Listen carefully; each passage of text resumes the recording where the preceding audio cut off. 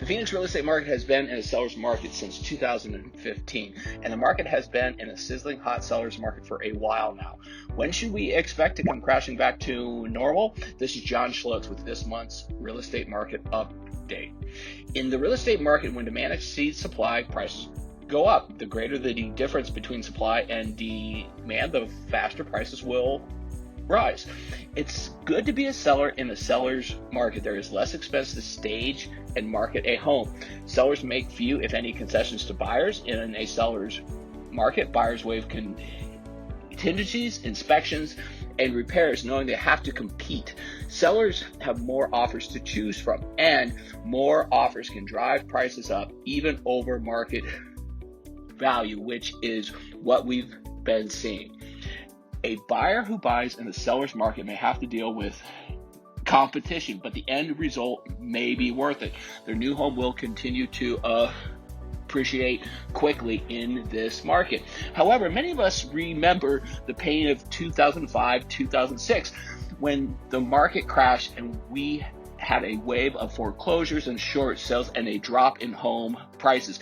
People are concerned we're heading that way given the tremendous price increase for the past 2 years. For prices to drop, we must first move from a seller's market to a balanced one, and then to a steady buyer's market.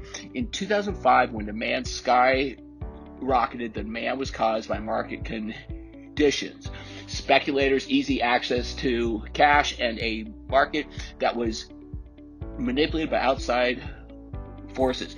One thing to note about that time, though, prices went up, but rental prices barely moved. The demand was not real.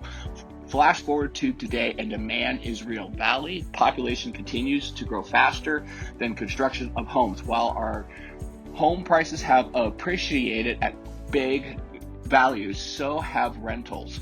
Because the demand is real, there is a real need for homes.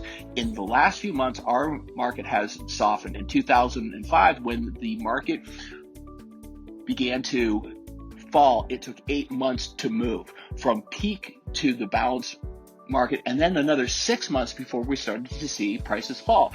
If current trends continue, we could see a balanced market by the end of the year, or next year, or later. Or this could just be a seasonal shift. Who knows? However, population growth continues in the valley, and people need a place to live. More construction permits are approved every day, but home building takes time. Though it is nearly impossible to predict the future, it is likely demand will continue to outpace supply for quite some time, assuring a continued seller's market for the foreseeable future, but perhaps a gentler one for buyers. And though the market is softening, it would take a major influx of supply to handle the current demand and move us into a balanced market, let alone a buyer's one. And we don't see that coming from anywhere very soon. We can predict the future, but we can take action today based on what's happening right now. And today's market is great for sellers, and it's still a really good time for buyers. And when it's your time to make a move, I can help. I'm John Schlotz with HomeSmart.